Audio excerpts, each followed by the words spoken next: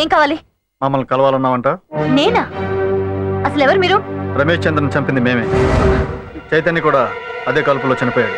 జరిగిన దానికి మేము బాధపడుతున్నాం చెప్పడానికి రాలేదమ్మా. ఎందుకంటే మేము చెప్పినంత మాత్రం నీ బాధ తగ్గదు. మాతో కలిసి పనిచేస్తావని, మా పోరాటంలో నిన్ను కలుపుకుందామని ఆహ్వానించడానికి వచ్చాం.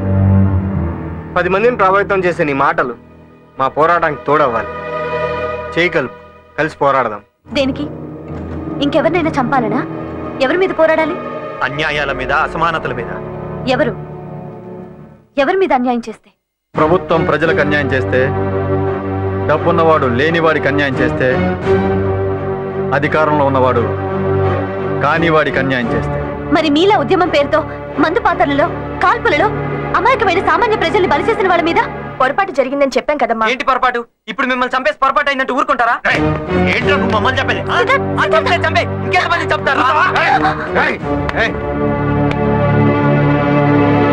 మధ్యలో నువ్వెవడరా? చెల్లెంతో మాట్లాడుతున్నాగా? చూడమ్మా, మేము చేసే ఉద్యమంలో ఎవరైనా చనిపోవచ్చు, మేమైనా సరే. లక్ష్య సాధనే మా ధ్యేయం. అందుకే పని చేయడానికైనా మేము సిద్ధం. మా మాట మీద నీకు నమ్మకం లేకపోతే ఓ 4 రోజుల పాటు మాతో అడవిలో ఉండు. ఈ ఉద్యమం కోసం మేము పడే బాధలు, కష్టాలు అన్నీ నీకు తెలుస్తాయి. మీ ఉద్యమం గురించి తెలుసుకోవాల్సిన అవసరం నాకు లేదు.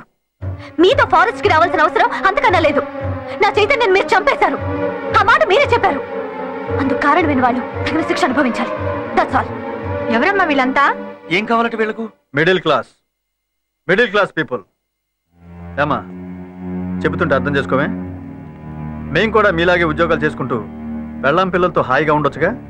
బంగ్లాలు, కార్లు కొనుక్కొని హ్యాపీగా తిరగొచ్చుగా.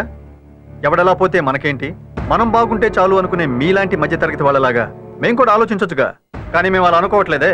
ప్రజలందరూ బాగుండాలి, సమాజం సాధించాలనుకుని కన్న వాళ్ళని, కట్టుకున్న వాళ్ళని కూడా వదిలి మా జీవితాన్ని ఈ ఉద్యమానికే దారబోసి చివరికి ప్రాణాలు కూడా తెగించి పోరాడుతున్నాం. ఎవరి కోసం? ప్రజల కోసం పోరాడుతున్నాం. Can't you understand? అర్థం చేసుకోలేవా? చదువుకోలేదా? తెల్లవారి లేస్తే ఈ ఉద్యమంలో ఎంతో మంది సమిధులవుతున్నారు. మీ చైతన్య కూడా అలాగే అనుకోండి. మేము సాధించబోయే నవ సమాజానికి మీ చైతన్య ప్రాణాలంకితం చేశాడనుకోండి. ఏంటి మీరు నిర్మించే నవ సమాజం?